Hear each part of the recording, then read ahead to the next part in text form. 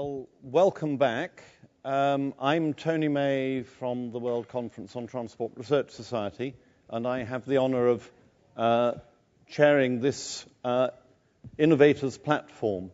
We've heard from keynote speakers both yesterday and today that business as usual is no longer acceptable, that we need to innovate, and we need to innovate in technology, we need to innovate in demand management, we need to innovate in governance. We've 4 speakers this afternoon and a slightly different structure from that which we've had in previous sessions. Each of the speakers has 15 minutes, and I will provide 5 minutes for questions on each speaker's presentation. We have 2 constraints. First of all, Henry Lee has a flight later this evening, so he will leave almost immediately after his presentation. So please make sure you ask your questions of him before he leaves the room, otherwise you have problems. The second is that I'm instructed that those from the press among you need to be moving into the ministerial meeting next door at about 6:20. So at about 6:20, we will break, and we will have an opportunity to visit one of these 4 innovations. And I will leave you to guess which, but more will be declared later. So without further ado, I'd like to invite Henry Lee from BYD Company to present some ideas about the development of battery technology. Henry. Hello. Thank you. Good afternoon, everybody. And it's tough to continue the whole long day, but I appreciate all your attentions. We wait for the presentations. So it's more or less continue last session, giving more details and about especially focus on the electrification of public transportation with more figures. So BYD is about building dreams, green dreams. We have 3 green dreams. First, to make affordable solar energy production. Second, to have a energy storage system available for wind farms, solar farms, and in our neighborhood. And third is to have a mass adoption of the electric mobility in the cities. Today, in cities, we take this as granted. We ignore it because it happens every day. We take it as usual to have a polluted air and have the dangerous traffic in the city. But we should make a change on that. In the first place, there's urgent need of e-bus and e-taxis in cities. The reason behind this is that considering the efficiency of the fund, because currently in all countries, more or less, for electric mobility, there's a subsidy incentive programs or other incentives to encourage people to use more electric cars, because there's many restrictions or obstacles for people to really buy electric car. Firstly, because of the shorter range. Secondly, it's because of the high price of electric cars, also lack of infrastructures, charging infrastructures. So people are reluctant to buy. So why not we focus on the public transportation sector, which government can play an important role, and consider the effectiveness in terms of emission and pollution for each taxi that's equivalent to 10 private cars. One city bus equivalent to 30 private cars in terms of fuel consumption and emission. So if we first change the electric taxi to electric taxi, and city buses to electric buses, we can immediately have this effect. So this is a simple calculation. We take London as example. London, they have a population of about 19,000 units of taxis and 8,500 buses. So if we can reduce this that's the total number is 0.93% of the total car park plus bus in the city. But the reduction of emission is 15.18%. So this is dramatic effect with limited input. The benefits are clear. By electrifying the taxi and bus fleet in London, it can reduce the fuel consumption by 445 million liters each year and avoid 1.5 million tons of local CO2 emissions, and also the polluted content like NOx and particles. And noise can be much lower. For electric buses we have tested, compared to the diesel bus, the noise level can be only 30% or even lower. And no heat radiation, because the experience in the busy cities, the buses give noise, heat, and polluted air. So this could be eliminated from the city. On the other side, in the long term, if you compare the operating cost from the electricity, that's roughly 30% or below compared to diesel. So if you run the buses and taxis, if you take bus as example, the annual operating cost you can save by city bus is more than 26,000 pounds, and 8 years operation time you can save up to 211,000 pounds. So this can offset a little bit the high initial cost of electric buses. But that's still not enough. That's why government involvement and incentives are still necessary to encourage people to start using these new technologies. Here, just give some examples. This is the bus we are making, and we supply to Shenzhen City in China. 250 will be delivered before August, and additional 200 will be delivered before end of the year. And actually, Shenzhen City has very ambitious target, and from our point, it's an achievable target. We want to electrify all the taxis and all the buses in the city in 5 years' time. That's about 12,000 buses and 13,000 taxis. So we can imagine if they can achieve that, there will be a great improvement in the city environment. In the last session, we talked about livability. So that's provide to every citizen a much better society. And this is accessible to all peoples. So this benefit is to all the peoples. And here's the taxi we deliver. Another 300 new taxis, e-taxis will be delivered to Shenzhen City. This is the first step, and we think that the step will be followed, and this could be a very important movement in the city. And I think this is government, the area that government should lead the industries to develop this kind of mobility. The conclusion is that electrifying taxi fleet and bus fleet is the quickest way to reduce CO2 emissions and pollutions from the city centers. And incentive policies should give priority to the public transportation. And the solutions are available now. If you have interest, you can visit our website and see the technical data. Because the time constraint, I cannot go further detail to the technical aspects. And the solutions are available today. Thank you.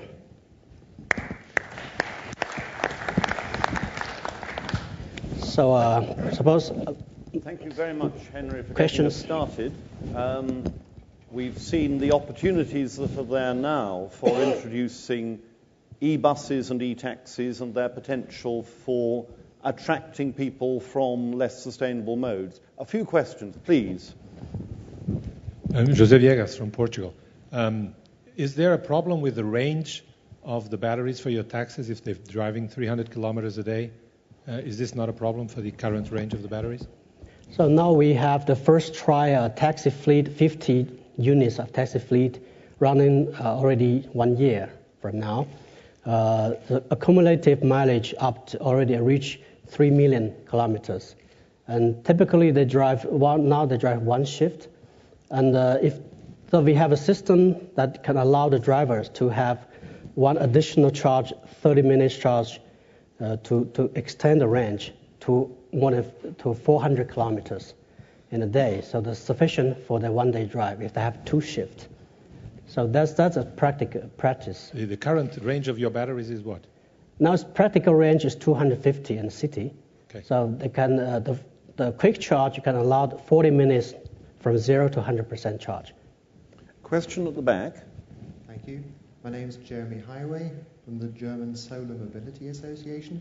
It's just a quick technical question about the energy consumption in kilowatt hours of the taxi and the bus per 100 kilometers. To get an idea in the room, every 10 kilowatt hours is the equivalent of about 1 liter of fuel. So Yeah. have you got a figure? Just quickly. Yeah. So for we call E6 e-taxis, that's about 100 kilometers, roughly 21.5 kilowatt hour. And the price for evening electricity about 4 cents, euro cents. And the bus? And the bus consumption roughly with air conditioning on each kilometer could be 100 kilometers about 100 kilowatt hour. There are two questions in the middle here, if you could, please. Could you both raise your hands? Take them one at a time, if you would. Thank you. Yeah, two short questions. One, in your concluding slide, you said this is the fastest way to reduce CO2 from city centers. So do you also mean that we are saying in city centers we can restrict use of private cars and allow e-taxis and buses and maybe other zero CO2 emission modes like pedestrians and bicycles? So Or are you willing to say that?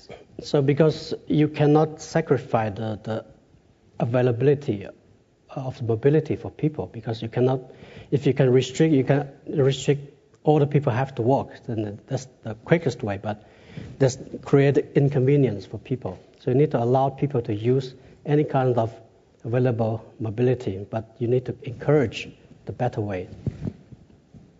Okay, I have three more hands, and then I'm going to move on. So the gentleman with the mic there, and then... Oliver Lahr from the Wuppertal Institute. Sorry. You mentioned your first dream was... Affordable cleaning. solar. Yes. Are you integrating that in your concept yet? You didn't mention So this- presentation. So this not has to be directly linked to our vehicles, but that's the vision. That's the vision of the company, because in China we have a possibility to generate electricity from solar. We have a large land of desert areas, have a lot of sunshine. We can use this. We calculate 4% of this land used for generating electricity. That's enough for whole country.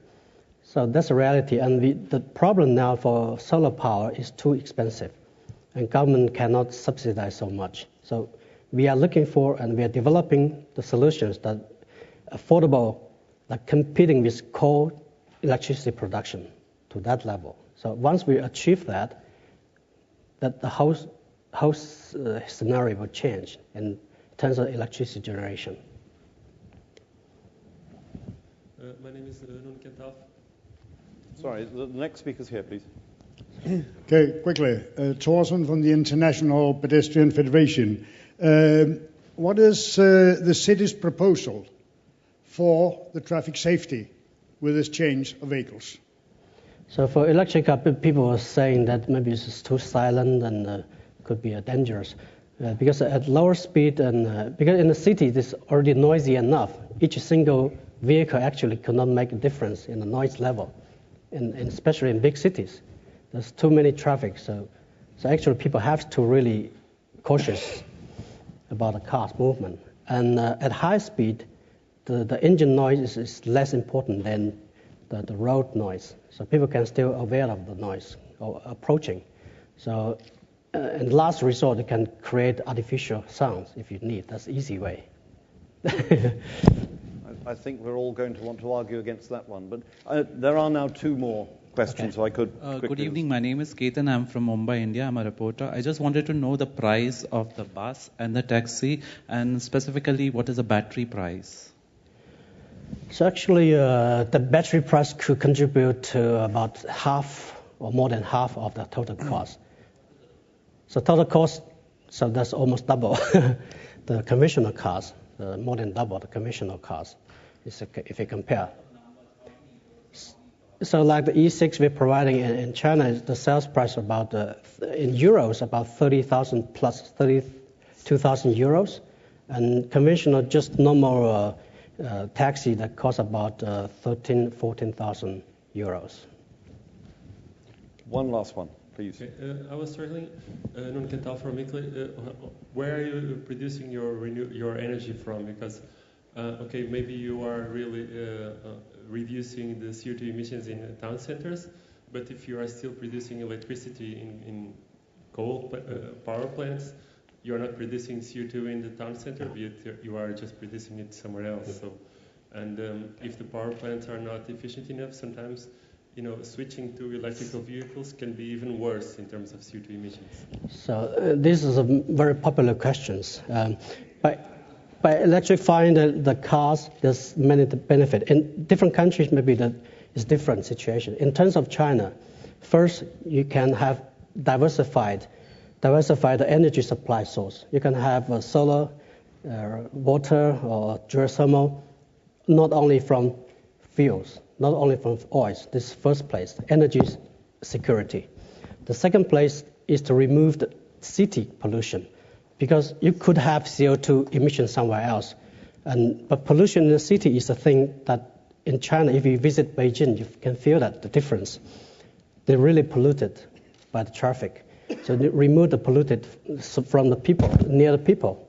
So the second benefit. And third, in terms of energy efficiency, I'm not totally agree with the argument, because even from the lowest efficient power plant, by generating from coal and provide to the electricity to the driving, per kilometer CO2 emission is still lower than the average cars. So these are the facts.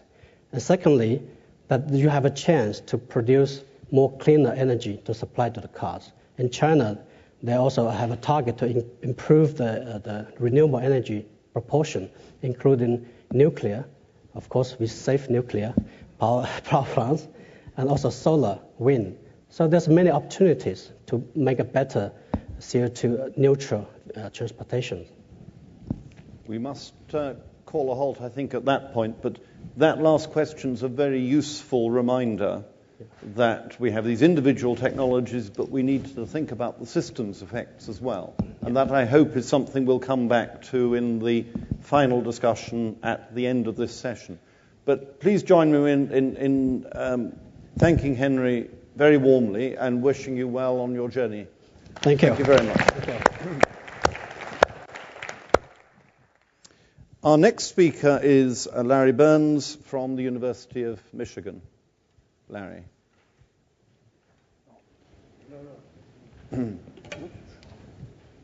Okay. Can you hear me okay in the back? Okay. That's important to me. 17 years ago, I woke up in the middle of the night and I couldn't hear. And I lived deaf for a year. And after that year, I had an amazing technology put in called a cochlear implant. So I hear using technology. It has its moments. I was with my doctor recently, and when I left, I walked out with two other patients, and the person next to me said, "Isn't it windy?" And the one next to her said, "No, it's Thursday." And I said, "So am I. Let's go get a beer." So we did.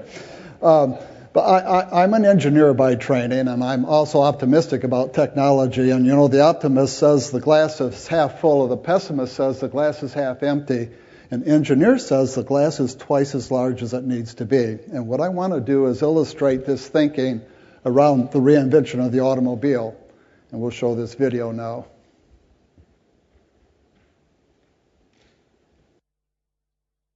Okay, I'm doing it the wrong way. Here we go.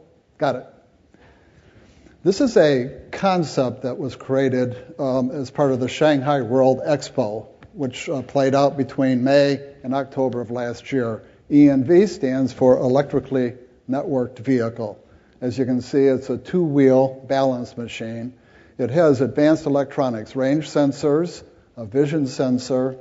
It has wireless antennas and GPS antennas. And when you put all that together, it essentially allows you to create a vehicle with an autonomous controller that literally can drive itself. Now, the animation illustrates the type of connectivity that we're talking about in terms of electrically connected. Vehicles that not only can drive themselves, but can communicate with other vehicles and share their wheel speeds and steering inputs, and also can communicate with everything around it.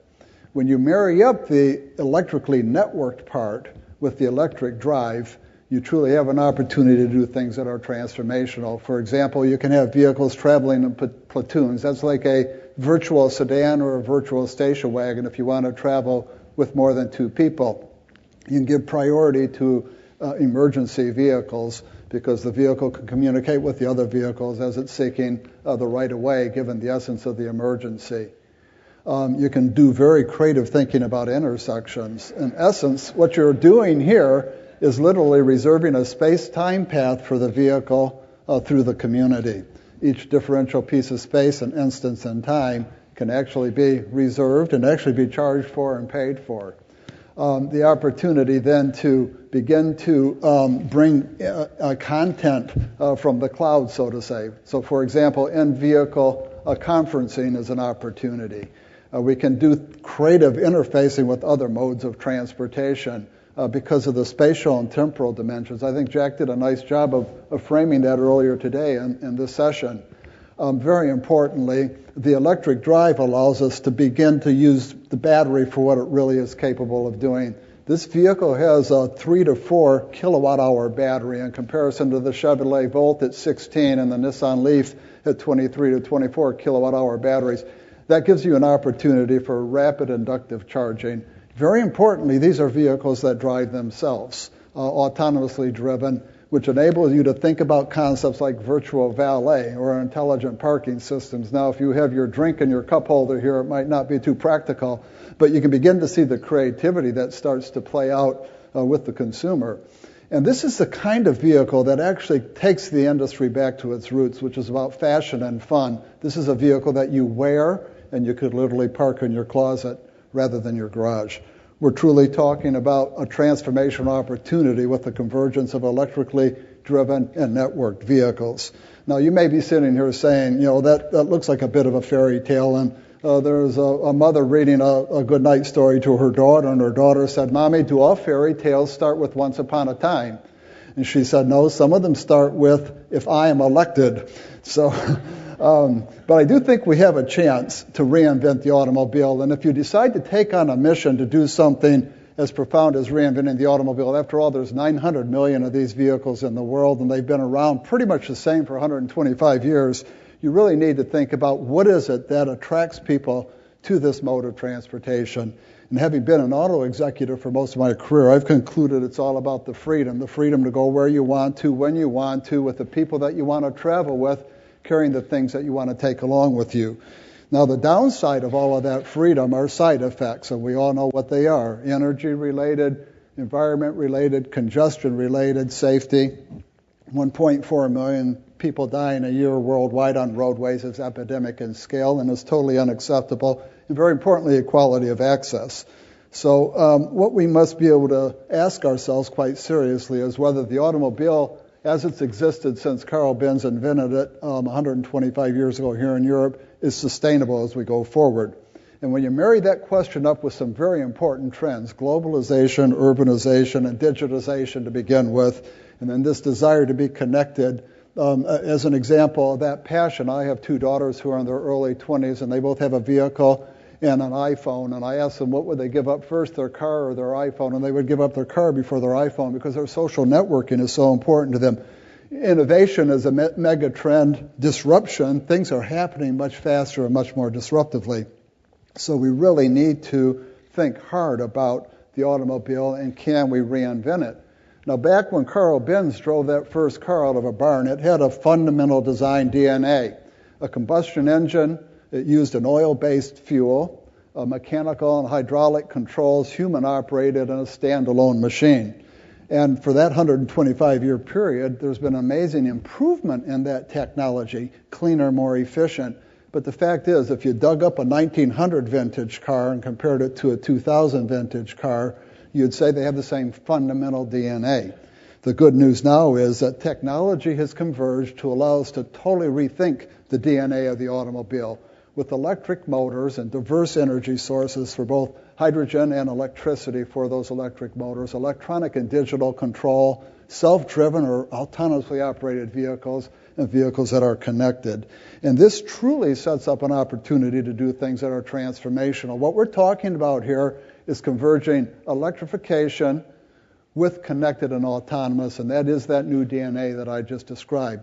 Now, you bring the mega trend of urbanization in with that, and it really gives us a chance to think about another type of internet. Now, we've had the Internet of Information, which has really served us all in exciting, new, and innovative ways. Now we can begin thinking about the Internet of Energy. Some people call that the smart grid, but it's the ability to manage energy flow in a much more intelligent way. And urbanization and connected sets up a very transformational opportunity that Jeff Sachs referenced this morning called the mobility internet. And I'm going to describe that in the next slide. You put all this together, and it does give you a chance to begin thinking about reinventing personal mobility. I'm not talking about just the automobile. I'm talking about the entire mobility system, whether we're looking at public transit, shared vehicle usage, even pedestrian flows. When we can bring the connected and autonomous together in an integrated system, you can really begin to make a difference. So let's talk about these internets a bit more. Now, we have the Internet of Information. That's bits that are being managed by routers all the time, enormous, massive amounts of information. You marry that up with the energy internet and then the mobility internet. The mobility internet will do for our mobility machines or cars what the information internet did for the laptop computer and the handheld device.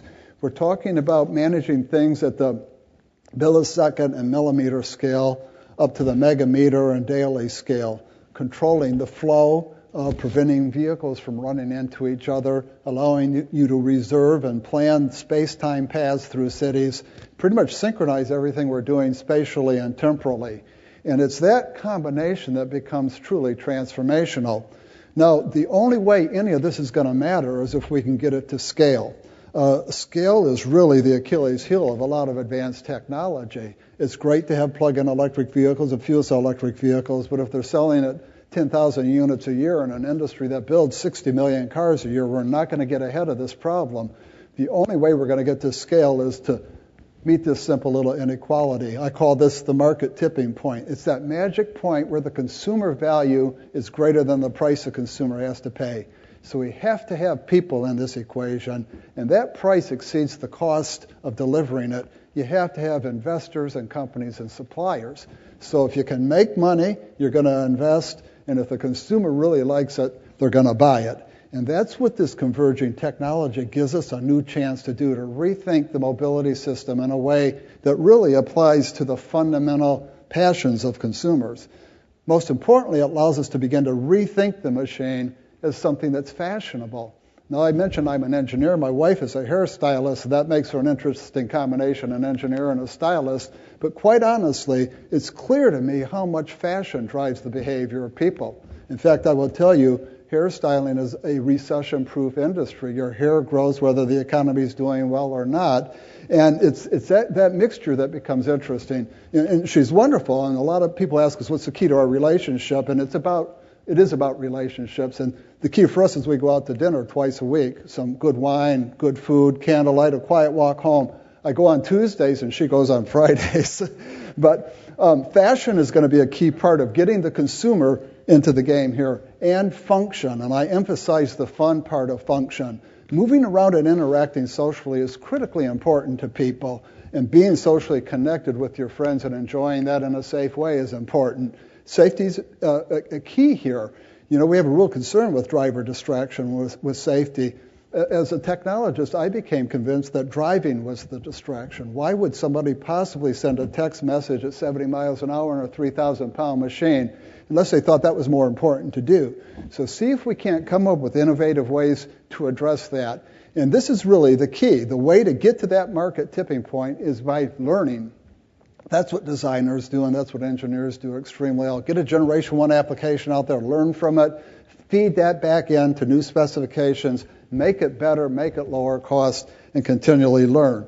And very important, in our case, we're talking about a product that has huge codependencies, public-private codependencies, roadway and vehicle and energy infrastructure codependencies, dependencies on the controls and the ability of people to interact with that. And it's this system of systems that we really need to pay attention to. And by doing that, the benefits can be huge. Let me take you through these few metrics because they're key. The first one is 15x. A gallon of gasoline, when it's combusted in a car, loses 75% of its energy as heat. So 25% propel the vehicle. And a person weighs 150 pounds and the car weighs 3,000 pounds. Bottom line, 1% of the energy in a gallon of gasoline moves you, the person, in that car.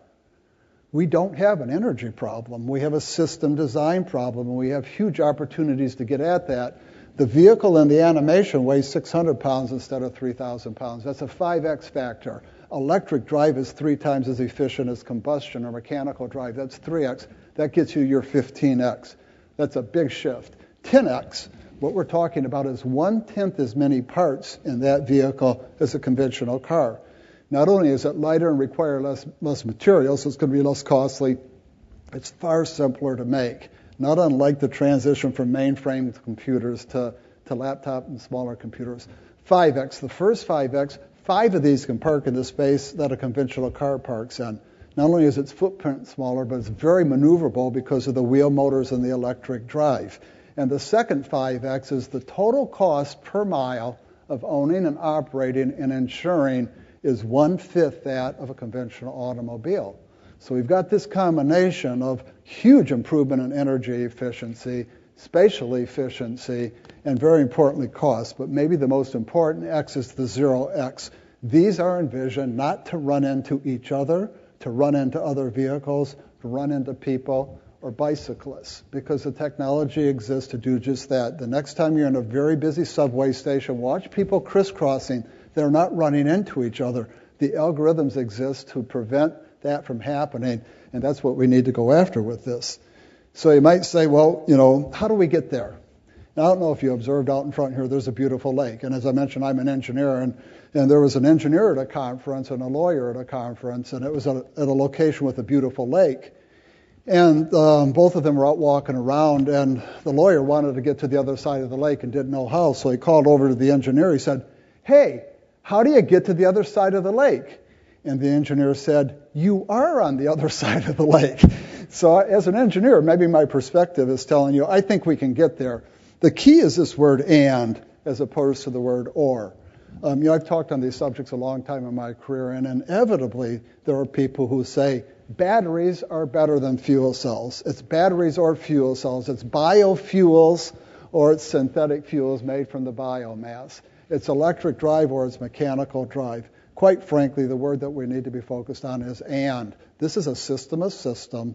All of these pieces have to fit together in an integrated fashion, and we need the collective will and the common understanding, and very, very importantly, the places to try out ideas like this. That's why I was motivated to come to your conference, to really work with the political leaders and the transport ministers to really try to find those demonstration sites that can make a difference. Thank you.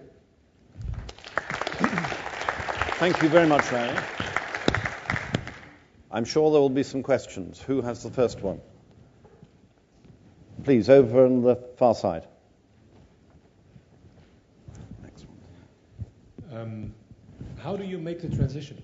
Because in your film, all the vehicles were of this type, or all the vehicles were driven by some intelligent system. They were autonomous, but everything was intelligent. How do you get through in a system in which 99% of the cars are the old type, just 1% living of these ones? And then how do you go to 2% and 5%? How do you make how do you make the transition to that future? it's an extremely important question. I understand why that would be on people's mind. I don't mean separate roads. I mean, how do these things live together with the others? Am I understanding that right, Tony? Yeah. So, first of all, we need to kick off the learning cycles around this technology. I truly believe we do not need to invent anything to attain sustainable mobility. The inventing is done. It's a matter of now getting it into the hands of the designers and engineers so that they can start a learning process. My job at Columbia University is I lead up a process focused on sustainable mobility. We're looking for a place to try this out. We've had discussions with Babcock Ranch in Florida, Newtown. We've had discussions with Chungming Island. So we need to find a place to try it in a more managed way and begin the learning cycles and show ourselves what's possible, and then hope we can begin to build off of that foundation. You're not going to take it in one step. But believe me, if we always use the inertia of the existing state as a reason not to try transformational system change, we're going to be stuck in the paradigm that we're in today. Continue a little from yesterday, from the International Pedestrian Federation. You just mentioned pedestrians somewhere in your presentation, but in the images, it is not incorporated, let's say, how that functions. Yeah. And I think we need, let's say, to jump on your enthusiasm of the idea, to get a little more information or a little more explication of that story about how do we combine these vehicles to the human beings. And, let's say, where in the system is the risk? Because you cannot just stop in one moment. That means at which speed or any other things. How do you manage this? Thank you. Tony, it was about the pedestrian in the system. Yes, and how do you integrate this with pedestrians? Okay, yeah. Well, first of all, what we're doing here is we're dramatically changing the physics versus a conventional car. Automobiles are 3,000, 4,000 pound machines that can go 120 miles an hour. And it's a bit absurd when you're in cities and you see people stuck in traffic, and as soon as the light turns green, they will accelerate up to 35 or 40 miles an hour and immediately decelerate and stop at the next light and get stuck in congestion. That really is absurd behavior. These vehicles are envisioned to have top speeds of around 30 miles an hour, and because they're much lower and because they have sensors, vision sensors to sense pedestrians or bicyclists, you really have a chance to change the physics of these possibly colliding with the pedestrian. Secondly, the vision systems, and very importantly, and I know this sounds a bit futuristic, and everybody seems to be carrying a device right now with them that has a GPS signal in it. So the ability of pedestrians to be sending out a communication, I'm a pedestrian and this is where I am, a bicyclist, as well as the cars reading that, is part of this whole connected vision. A lot needs to be proven, but I'll tell you the truth. I have ridden in vehicles, driving autonomously, that can pick up a pedestrian and stop before there would be an incident. And that's an optimistic technologist talking. We have to prove it out in a full system. But I think that's really the transformation opportunity of this technology. One last question at this stage, please. Hi. Oh, I'm sorry, yes. Yeah. Hi, Larry. Lou Ann Hammond, drivingthenation.com. Have you found someone who is going to manufacture the battery and the car itself? And are you thinking of somewhere like China selling it? Yeah, well, I do work with a lot of companies, and I'm not at liberty to reveal their product plans, but there are companies who are taking the concept of ENV and now thinking about it from a true commercial production perspective. We showed that as a balance machine, and quite honestly, it was developed in concert with Segway. This is a bit of an interesting story. I began to get to know Segway, and we had this idea floating around, and we said, what did you think? And in the spirit of great designers and engineers, that engineering team in 6 weeks took and widened a Segway platform, went to a store in the United States and bought a gliding rocking chair and mounted it on the platform, put some rolls bars around it, and they had that prototype running in 6 weeks. It really is a statement about the kind of design flexibility and speed that you're going to be able to bring with this technology. So companies are working on Generation 2 versions of this, and they're looking for places to try this out.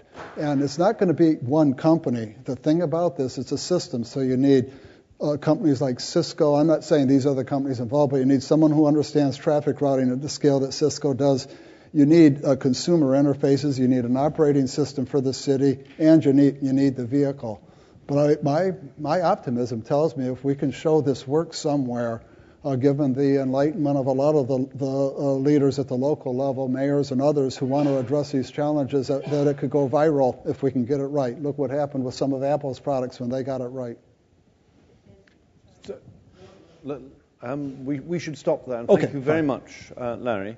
I should say I would like to come back, if we have time at the end, to the very first question in this session, which is the issue of moving to full-scale application, because it's a barrier to every single innovation that comes into the marketplace. Yeah. How do you get the first, and even more importantly, the second city to take something like this up? But we'll come back to that. Yeah. So thank you very much, Larry. Our third presentation is from Manfred Neun, who's the president of the European Cyclists Forum Federation. Manfred. Chair. Ladies and gentlemen, you can see in the title of my short speech that I'm just looking for the whole system, and due to the guiding question of this session, what will the transport systems of the future look like, I will give you my view of the next development. It can be a very, very long-term development, but it can start just now. And I think this is the most interesting thing in that we have not to wait. And I also would say, looking back to the last session here, I do not decide which countries should start first, the developing countries or the so-called developed countries. In my opinion, this will be a global competition, and this is inspiring for me, looking to all of that. So, now, the approach of e-cycling in total, transport for society, we have heard a lot of good things during the last 2 days, and in this morning we heard about the transition into a new infrastructure. We also heard from Jeffrey Sachs that we need very complex solutions. And let me mention to that, that's not only true. The most complex system in this all are we ourselves. We are the most complex system in this whole. And sometimes I got the feeling that this is seen as a problem. And in my opinion, we are not the problem. Sorry. We are the best part of the solution. And we can manage much higher complexities than a lot of other systems. This is not in a situation when a car is running very, very, very fast. Yeah? Then we need all these assistance systems. But in urban transportation, we need our capacities and adaptation, and we need it as well to have all the social contacts and what we like. And now you may understand in another sense than yesterday, once more, this pyramid, this mobility pyramid with the passive mobility and the active mobility. And what I've learned from Larry just now is that the old categories of public transport and individualized motorized transport, that these categories will maybe no more exist in the future. It's changing. It's coming much closer together. But the other thing is that the impact of the active mobility, this is what we need. This is what we need, and here the e-mobility is playing a really certain role. And I give you a short overview. In a lot of discussions, we see only the e-car, and we see just the change on this. I'm very happy that we had both contributions on beforehand in reinventing the car. This was very, very necessary and good, especially also from Henry Lee, who were explaining us what we can do more in public transport, especially in urban situations. When we are talking about reinventing, the whole system. I like it very much, Larry, that you said we have also to reinvent the personal mobility. This is very important. And I would, in addition to that, say it's also very necessary that we reinvent the urbanity. And urbanity starts with the public space. And as we have heard in a lot of contributions yesterday and today, this is the most limiting factor. On a quantitative perspective, we have not space enough. But looking for the quality of urbanity, we have to ask how we will use this space. And here, e-cycling, or the e-cycle, the so-called pedaling, helps us very much. So, and there's a small addition on public cycling or on public transport in general. In the last session here, we have heard from Robin Chase something about car sharing systems and that they will growing fast. And we have the same development with public bike sharing systems. So we have also see this in addition when we are talking about the whole system. So first of all, what's the advantage in the beginning now just with the electric assisted bicycle, with the so-called pedaling? The ECF, our federation, was involved in that, and in 2007 we were able in our AGM to make a very, very strong commitment on the so-called pedelecs, that they will be allowed to be used as bicycles. So, on the one hand, this is a certain understatement, for they are not only very comfortable, it's boosting. But on the other hand, it's limited. It's limited, as we can see, to 25 kilowatt and to 25 kilometers in the speed. So the adaptation, and that means also the safety between all the cyclists, is further on not any problem. And the real advantage is for people in getting access to e-mobility. As in cycling, there's no helmet law, there's no driver's license needed, there's no mandatory insurance, and no age limit as well. And that means, for example, looking to a market like the German market within the next 10 years, what's more important for this country, 1 million e-cars or 10 million pedelecs? I think this question is not only a nice question to say, oh, sounds good. No, it's an important question, especially to the responsibilities. Will they give space enough for this good development, which is much important for reinventing our urban quality? And for this development till now, no other incentives were given. We have a lot of different types, all available. When I was riding first time the trike, you can see on the right side, I got a terrible good cabrio feeling. It was wonderful. Powered by yourself, but with some add-on. It's great.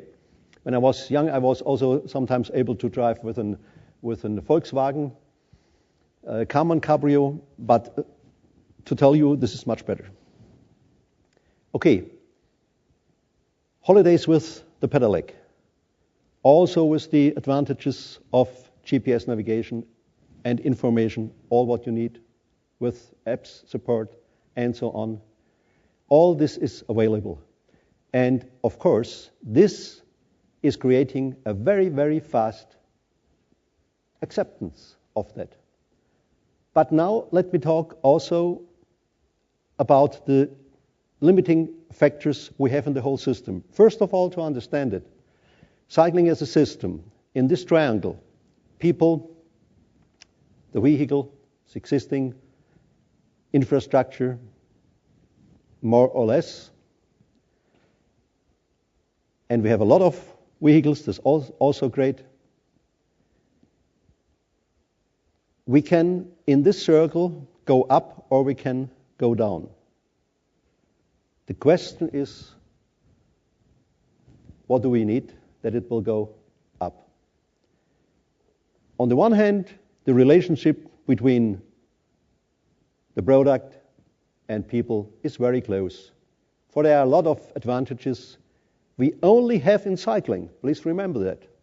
For it's an open unit. It's open if you are cycling in urban space. You can have social contacts. You are open in the fresh nature. It's wonderful.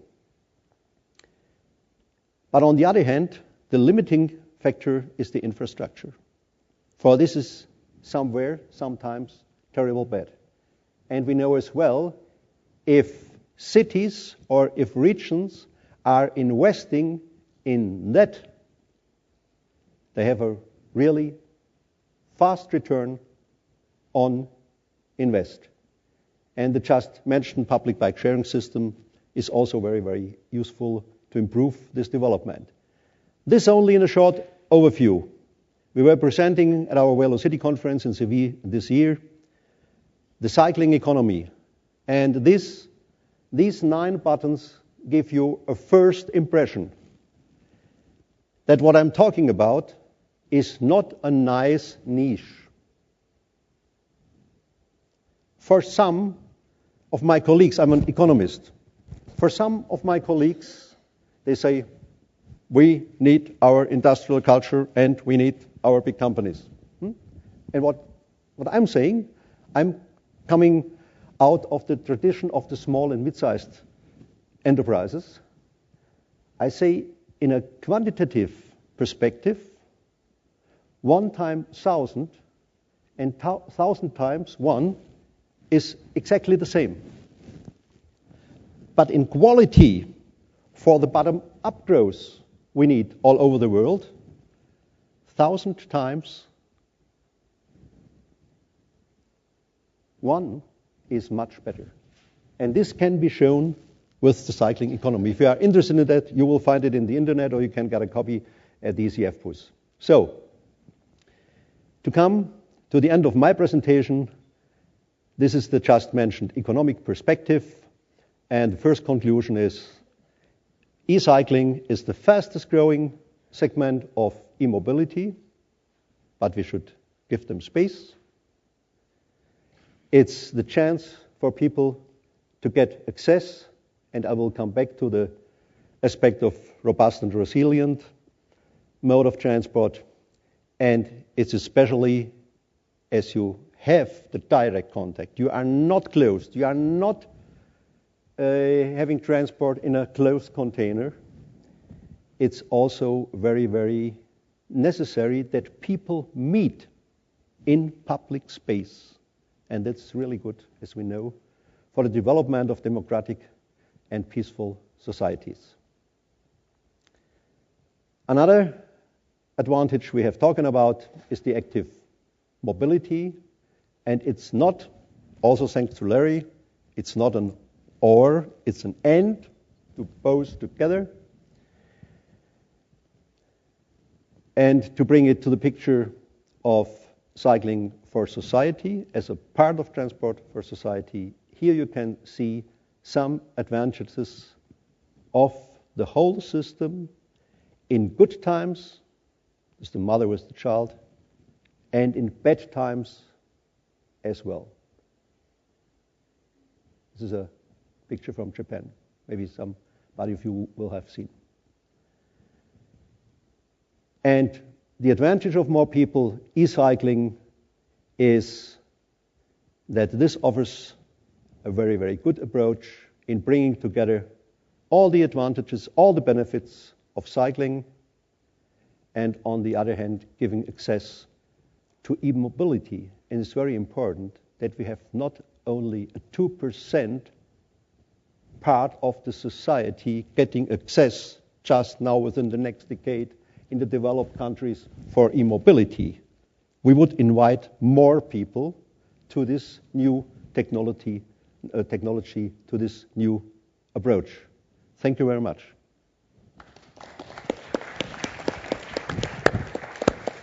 Thank you, Manfred. And here we have a technology that is, to some extent, with us already in the question of how we make sure that we can use it more effectively. Questions?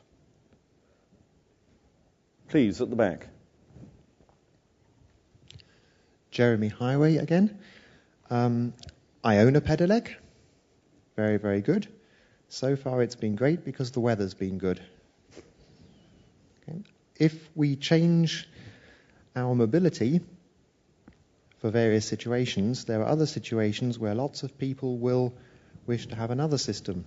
In the rain, in winter, there will be changes. But economically, it may not be that easy for another operator to have potential on standby for when mobility in a city wishes to have another mode other than electric bicycles, which are so much more efficient. Are there thoughts being made into how you can support something like public transport systems, some kind of fund for cyclists who are prepared to pay double of almost nothing, but still going into some way of having mobility when they don't wish to travel by bike? Intermodal within some kind of bike sharing system or bike ownership or some kind of system so that there is the possibility for transport when the weather's bad. Thank you very much for this contribution and questions. First of all, let me mention, it depends on the cycling culture in the different countries. If you are coming to Copenhagen, for example, they are cycling all over the year. It doesn't matter anything if it's raining or snowing or whatever. And you cannot say this is because these are the old Vikings. This is not the reason.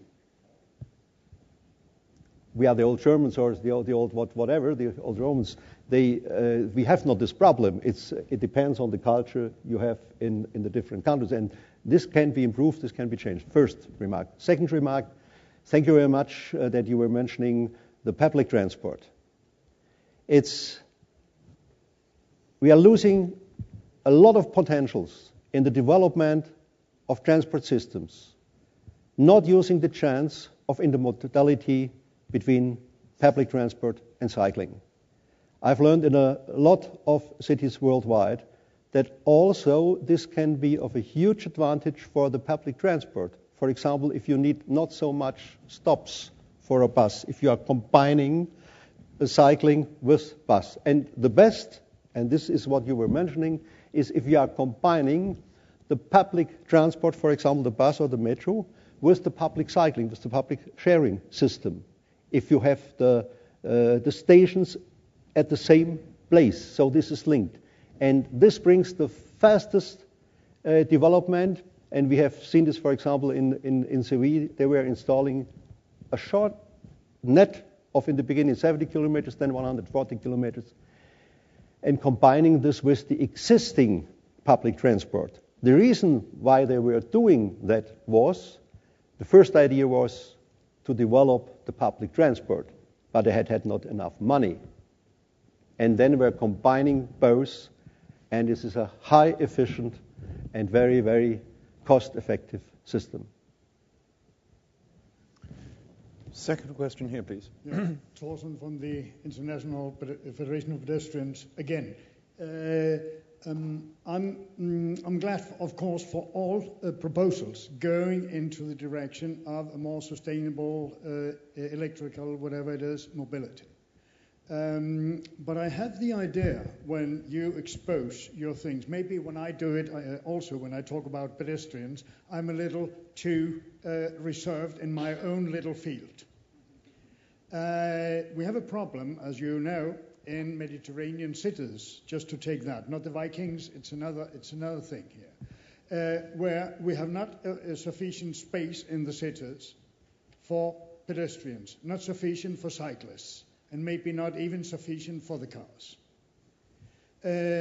Why can we not just start the thing, working together and find the solution, instead of having continuous problems of cyclists with not sufficient urbanity in the sidewalks or small, narrow sidewalks where also the pedestrians and cyclists needs to make non-urbanity on carriageway level.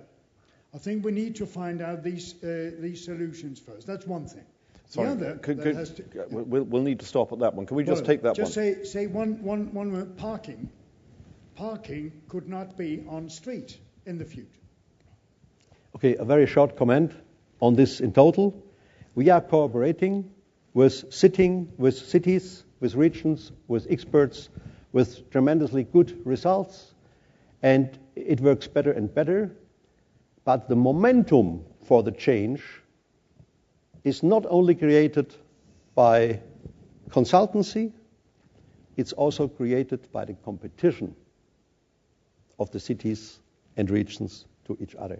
And this works very well. Last question on this particular presentation, please. Yes, Dr. Neun, thank you for your presentation. I like the fact that you finished on this issue of developing countries and the role of e-bicycles in developing countries. I'm sorry Dr. Lee isn't here, but he would have pointed out, as I think he did in the previous session, that in China there are millions of electric vehicles, almost all of them electric bicycles.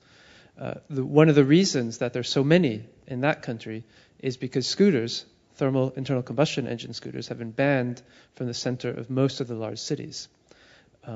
The traditional move in mobility in society that we've, not necessarily one that we endorse, but one that we've noticed, is a move from walking, and as income grows, cycling, and as income grows, to a scooter or some kind of motor two-wheeler, and then to a four-wheeler. And the reasons that we understand, we've spoken about today, why that may not be the model and should not be the model for the future. But when we talk about where electric bicycles are positioned in developing countries, can we imagine a situation that is unlike China, where e-bikes become the preferred choice instead of scooters, without some kind of regulatory intervention banning other alternatives that people seem to want and that are possibly less expensive? Well, your question has two implications.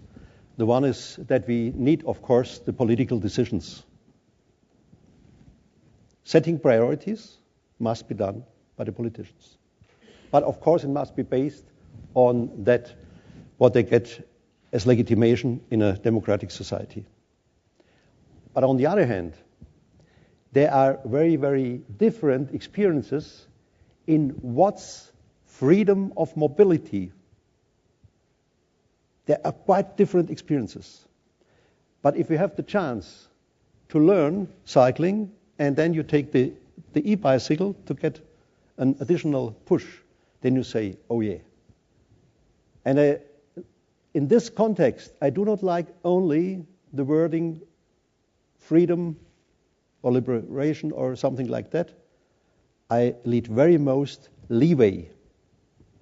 I'm a sailor myself, and leeway means you have not only one direction, you have a lot of space where you can move without any risk. This is the leeway of mobility. And the best is coming from cycling. And e-cycling is boosting that. But you have to see both in one together. And it's, in addition, it has to be seen in a congruent meaning in the whole system together with all other parts of mobility. But itself, it's creating a lot of economic advantages. This is very important. Okay, we come back, I think, very usefully to Larry's word and what is the right set of ands for different locations and different cultures. But before we debate that further, we must hear from our fourth speaker, Wubbo Ockels from Delft University of Technology. Wubbo. Thank you, Anthony. Before I talk about Superbus, I would always like to use the opportunity to say, hey, this is the Netherlands. but it's taken from an altitude of 321 kilometers. And if you were on that altitude, let me see, it works this way. In fact, I was there 25 years ago with the space shuttle. Then there's one very obvious observation. And what I would like to do is that you imagine that you are on the black, and let me see whether I can point at. It's somewhere here. And you look at the Earth and you realize that where you are, you cannot live because there's no air, there's no oxygen, there's 200 degrees minus. In fact, space is not important. Space is nothing. And space is a threat, in fact, to life. And everything you see in front of you is in fact, life, history, and future. And the difference between the two worlds, the world of no value and a threat, and the world of all the values which you know, is about 20 kilometers of blue sky, which lays as a blanket around the Earth. And if you're outside now, you see a blue sky, and you have not even any awareness of what is above there. You just feel comfortable.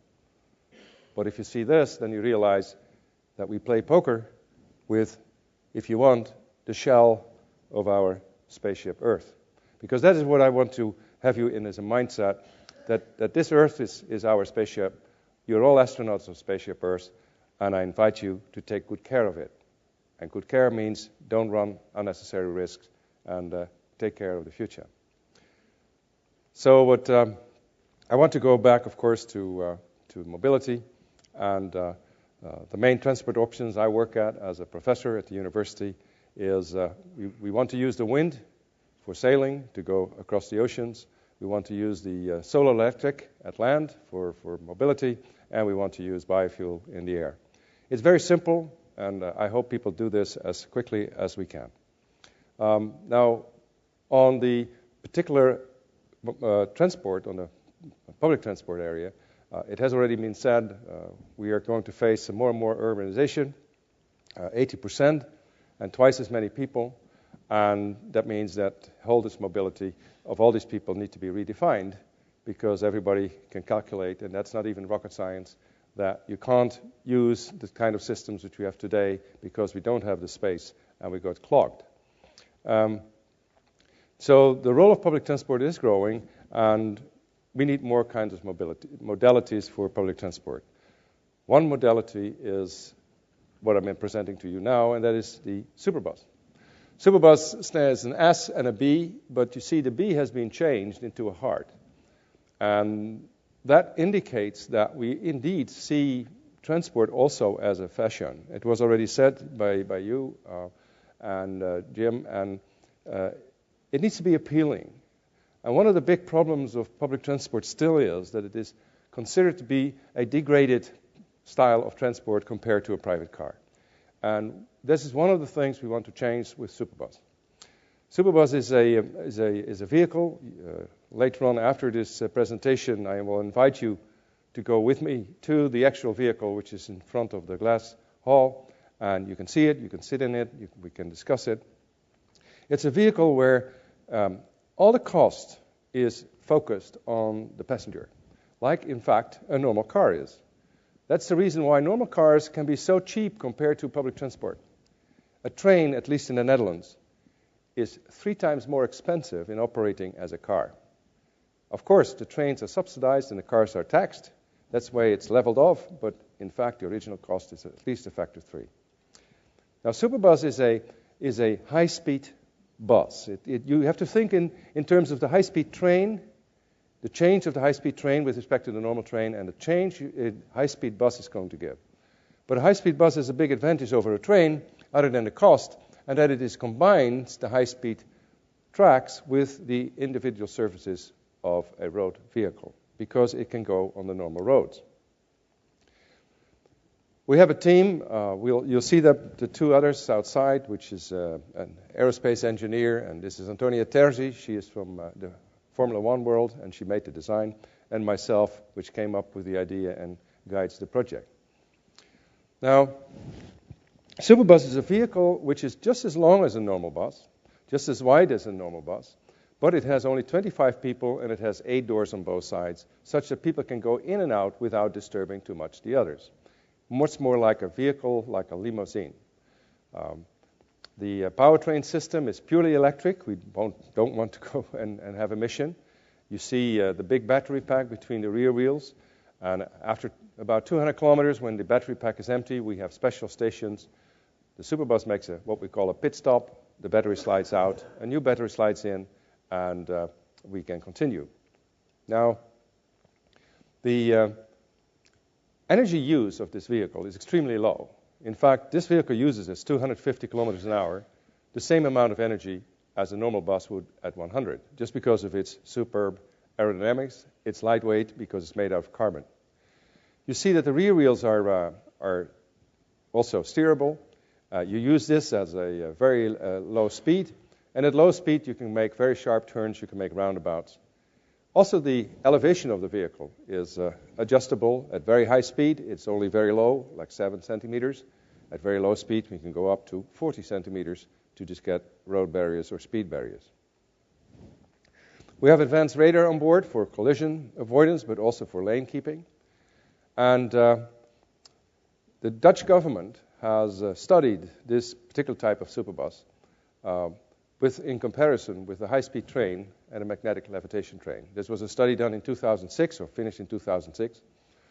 And the first criteria was, how many extra passengers do you pull away from the private cars? Superbus was twice as popular as the two alternatives. One main reason being, not only the looks, but also the fact that it's distributed.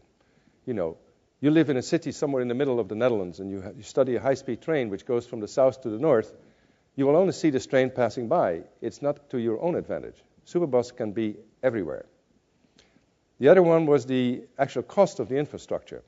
Cost of infrastructure is typically a factor 2 to 3 lower if you just make a small road in the middle of a highway, rather than having to have a rail system, and the magnetic levitation, of course, is even more expensive.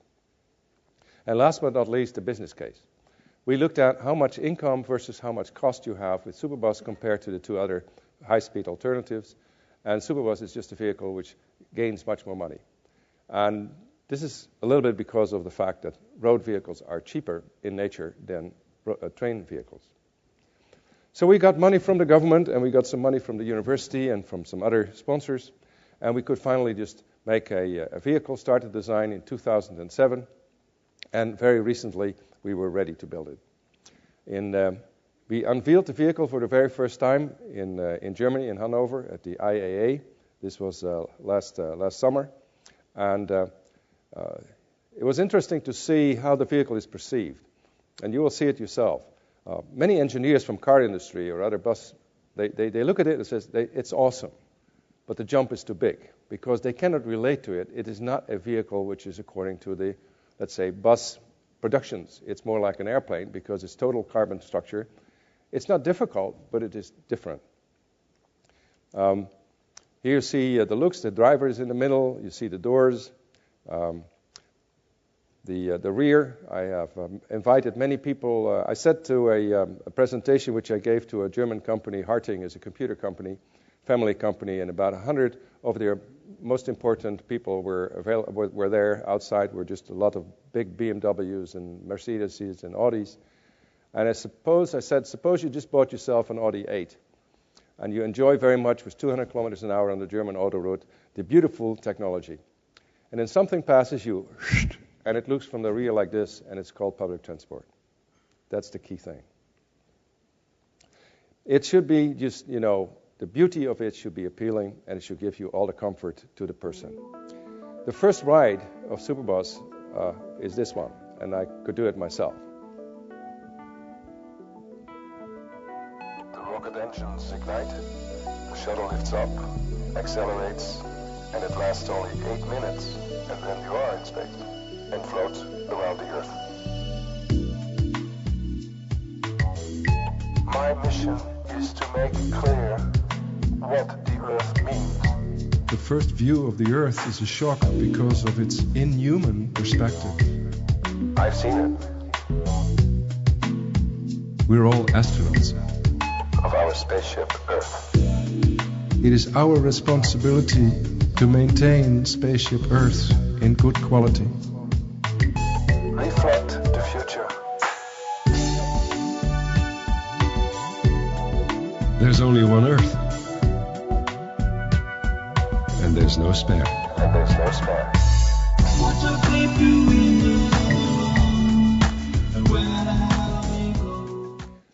Yeah, and the next little movie shows you how fast it can turn because of the reverse steering. Well, the movie goes a little funny, but the turn radius of this vehicle is within 20 meters.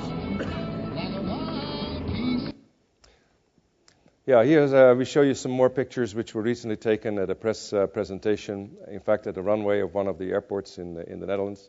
We are presently doing testing up to 130 kilometers an hour. That's what we do at the moment.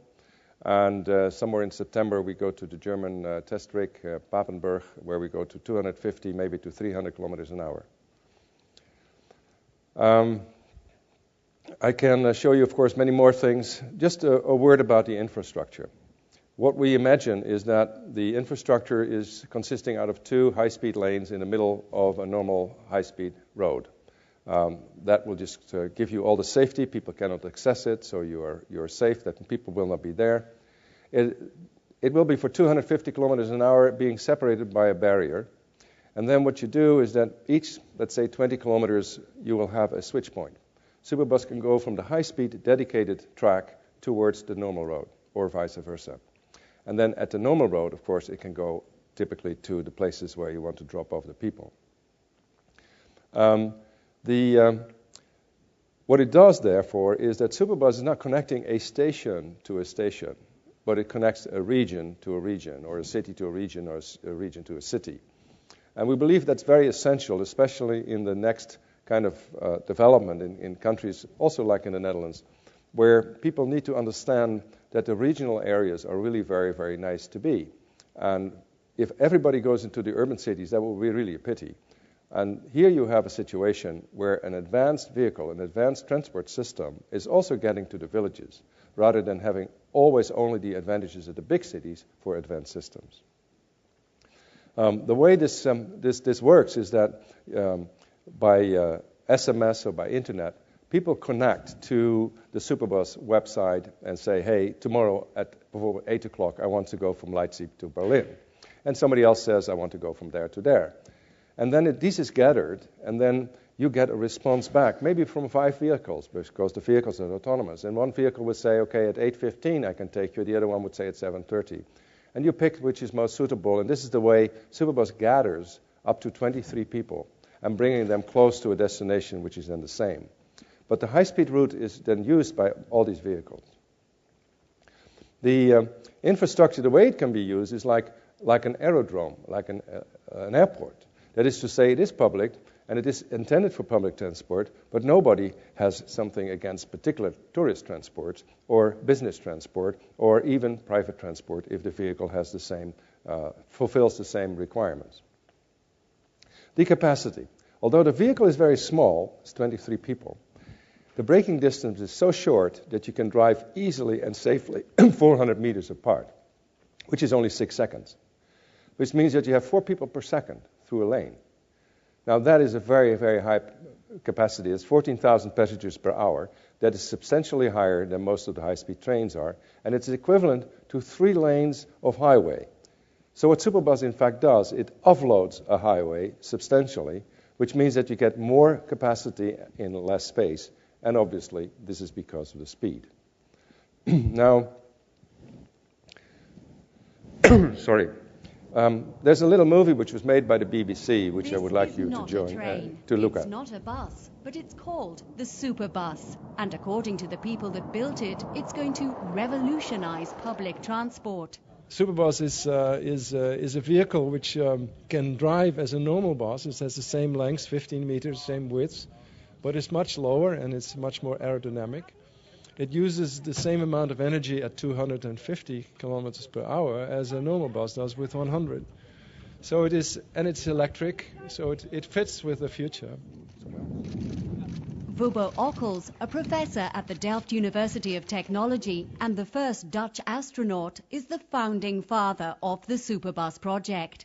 He came up with the idea, but he didn't design the bus. That was done by the Italian Antonio Terzi, a former designer of Formula One cars, and it shows. When Wubbo asked me, do you want to design Superbus, it was a white piece of paper.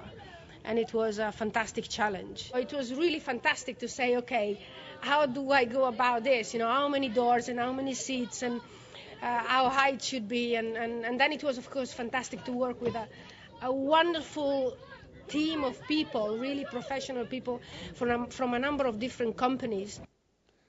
Yeah, so Superbus has been around the world now. Is just a prototype is finished. It's demonstrated in Dubai and Hanover, and now here at Leipzig. And what we are aiming for is lots of publicity, lots of interest, because at the end what we need is the political will to start a pilot somewhere and start to enjoy Superbus itself. The only remaining slide which I have is that Superbus has a slogan. It is a service to your heart. It is an emotional thing, but it is also personal service. It's a new modality, and I'd like to invite all of you after this session to go and see it and feel it and touch it and appreciate what is Superbus. Thank you very much. Well, thank you, Wubbo. And in 10 minutes or so, we will have that opportunity to go out and see it for ourselves. First of all, questions for Wubbo, and then I'll move on to about 5 minutes of more general discussion. Please, the gentleman at the back there. Thank you. Thanks. Just a quick comment that I'm a bit astonished to see so many numbers, like 15,000 people per hour, right? You said more than a high-speed train, but how can you claim these numbers if you have never tested for real your car? It's kind of, how can I believe those numbers? You have never tested them. How can you say it? My answer will be the following. When the high-speed train was not yet there, it was sold by numbers on capacity. And those numbers were pretty close to the final numbers because they were calculated. And these numbers are all calculated based on, the typical things of safe distance and speed. Obviously, we have not tested it, but once we tested it, my predictions are that it's not that far away from those numbers. But it's just a normal progress.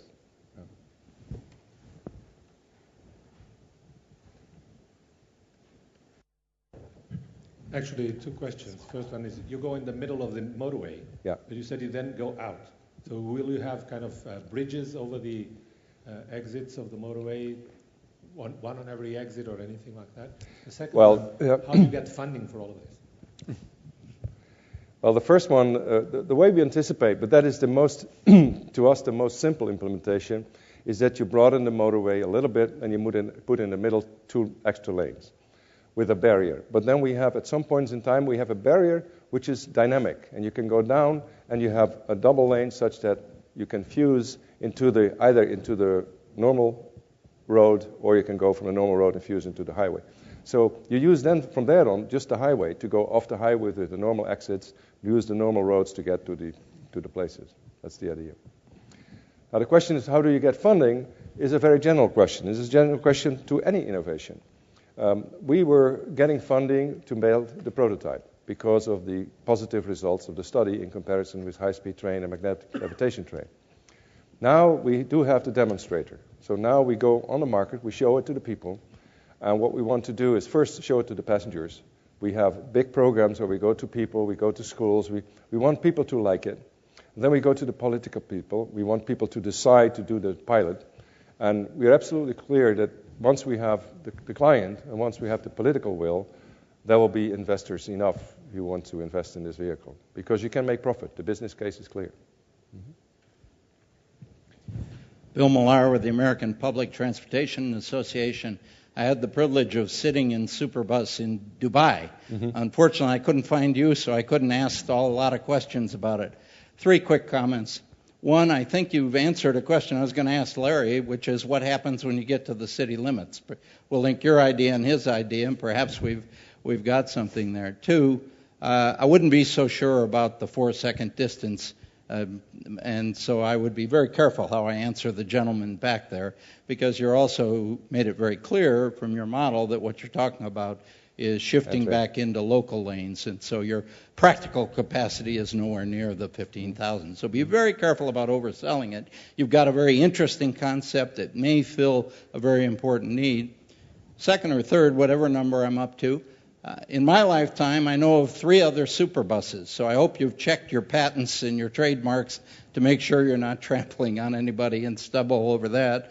And finally, in the U.S., and I don't know enough about Europe or other places in the world to know if the trend is the same, but in the U.S., intercity buses are beginning a real return and a real revitalization with a whole different model that is a much denser level of service, much simpler places for people to board and embark, and that would seem to fly at against the luxury model you're doing here. But I wondered if you've thought about any of the practicalities of what market you might actually try to get into.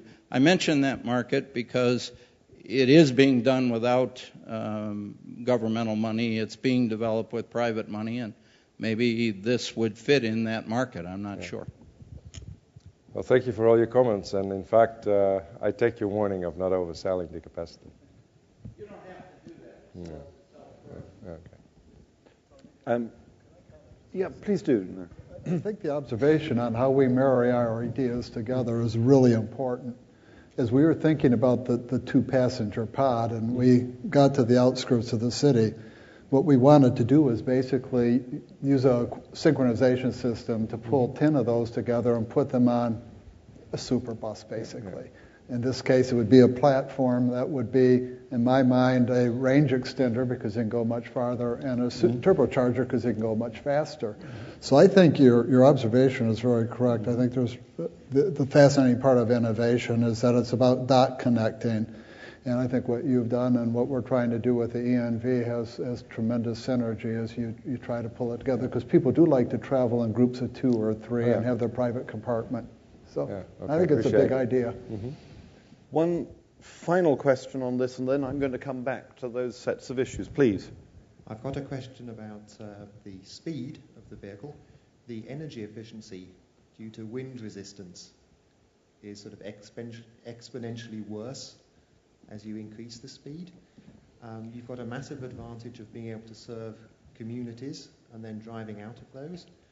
Why have you chosen the speed you have chosen when, in terms of energy, there's a massive increase, even if it's now a sleek vehicle? Well, the speed is chosen because of a few elements. One was that 250 is the kind of standard of standard cars as a maximum speed, which is considered safe, particularly in Germany. And so there's a lot of knowledge about what are the requirements at 250 in terms of suspension, in terms of wheels. And so that was easy for us to take that as a limit. As far as the energy is concerned, we said that we want to have a high-speed public transport modality. That was the starting point. I mean, we have high-speed trains, and people have been thinking about the magnetic levitation train. So we said, why isn't it that we propose something which is high-speed and still has the other flexibility of a car? Obviously, if you drive slower, then you reduce enormously the amount of energy you use. In fact, the biggest component is aerodynamic drag, which goes as the velocity squared. So maybe it turns out that we're going to drive at shorter distances only at 150 kilometers an hour. But that will just develop. I like to say here also, there is an emotion to it also. If some vehicle can drive 250, that even if it drives 100, it is much more interesting than a vehicle which can only drive 120 and drives 100. That's another issue. Okay, well, I'd like in the last 5 minutes, and then we must stop, just to come back to 2 themes that we've touched on a number of times in those questions. The first is the and question. We've actually talked about 4 different types of technology serving, to some extent, the same market and to some extent different markets. So if the 3 of you could just comment briefly on how you see the 4 sets of ideas we've talked about fitting together and which particular markets they're particularly appropriate for. Larry, we might like to start. Public policy perspective, it's very important that we try not to pick the winners. I think the market is what's going to do that. from a development perspective, we have to have the opportunities to design systems of systems, and we're capable of doing it. That technique of systems engineering exists. So I think the more we can bring the portfolio of enablers together, which are electric drive systems and energy storage systems, and very importantly, the information technology and the controllers, and let the innovative and creative spirit play out and try it in places, the better off we're going to be.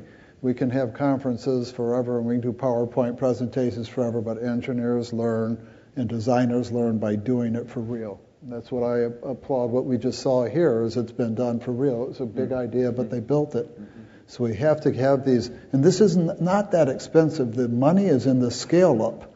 And when we're ready to scale to large-scale sustainable solutions, we need to have this collective knowledge and do it as an integrated system. That's how I see it, Tony. Okay. Manfred? In my opinion, we all are working, including Henry Lee. We all are working on capacity building. Capacity building in transport.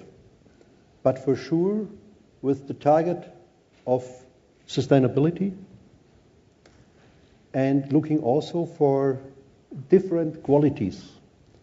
And we all would like to attract transport of the future.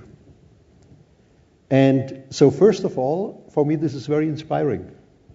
For quality has a lot of different aspects. For me, the active mobility is most important, is in my opinion the most valuable, for we have to involve people.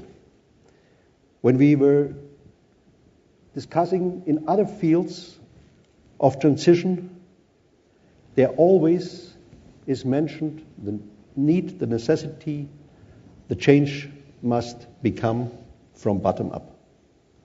So let's bring all these things together, but never forget people.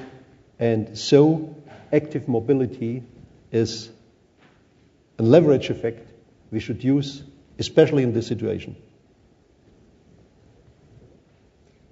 Yeah, I would first like to address the word diversity.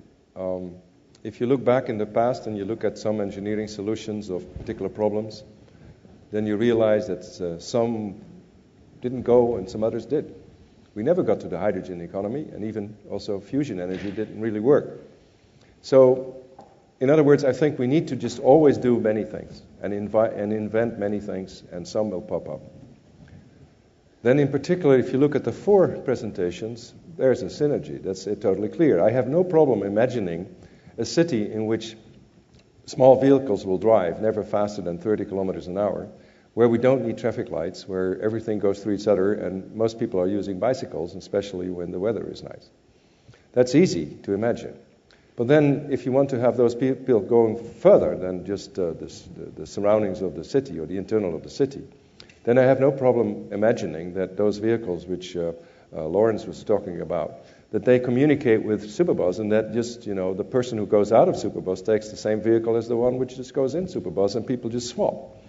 I mean, all these things are very, very feasible, and I enjoyed very much the presentation about an hour ago by Robin about the communicative element, the social network element, and then fuse that into the mobility, because Superbus is part of that also. We assume that Superbus is interacting with you via internet, via whatever kind of communication we have in the future, such that public transport is something like a service to your person.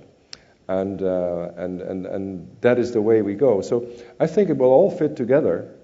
And whether at the end you have next to Superbus normal trains and you will have other kinds of buses, yes, you will have all these systems, and maybe at some point in time some system gets a little bit further in development than others.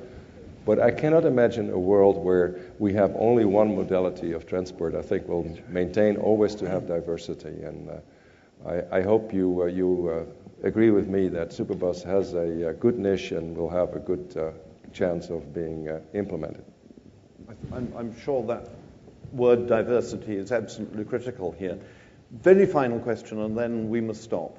And I want to go back to Jose Villegas' question at the beginning of the first presentation. How do we get a city or a region to be willing to be the first to go with a new technology of this kind? Larry, you? Again, as I mentioned at the beginning, I'm an engineer, and I do think we have a lot of politics getting in the way where agendas get defined. I'll be frank, in the United States, we had one administration that wanted hybrids as the answer, the next administration wanted fuel cells as the answer, and the next one wanted batteries as the answer, and it's all of them. And what we need is to take probably far less money than's being spent right now and get on a common roadmap to try out this in a systems context. And we have to do the design with full-scale prototyping.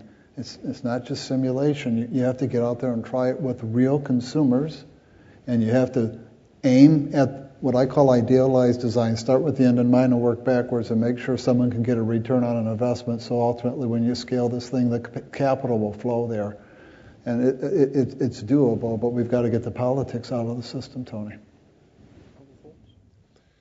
Well, I used to say that if you want to go from innovation, from a new idea, prototype, into the real business, you need long-term loans. And what blocks us always is that there's short-term money available. And in fact, I had hoped that after our big financial crisis, the banks would be forced by governments to just provide more long-term loans. In fact, the contrary has happened. And I see that as the biggest drawback for anything which is sustainable. Because sustainability means that you treasure the future. And that means that you are accounting on a return on investment in the far future rather than in the short term. And that's what we need. Yep. Well, there are issues to debate further. I'm going to call a halt there. Okay. There are issues to debate there over drinks and dinner this evening. Mm-hmm. Before that, we have the opportunity to visit Superbus. And who knows, in a year or two, we might be visiting Larry's new vehicle outside. But before we close, could I ask you to join me in thanking all four of our speakers, including Henry in his absence, for a very stimulating afternoon. Thank you very much. Thank you.